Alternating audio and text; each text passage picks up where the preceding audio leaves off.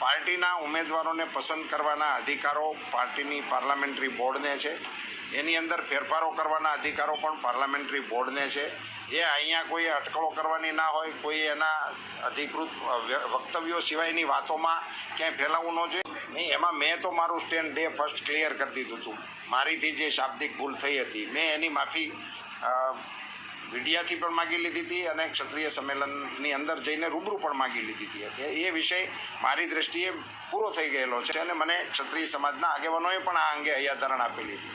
અને એ વિષયને લઈને એમણે મારી પાસે માંગણીઓ ના કરી હોય, એમણે પાર્ટી સામે માંગણીઓ રાખી હોય. એ સમાજ અને પાર્ટી વચ્ચેનો વિષય છે, એમાં હું કંઈ કોમેન્ટ કરી અને વધારાનું કશું કરવાના મતનો નથી.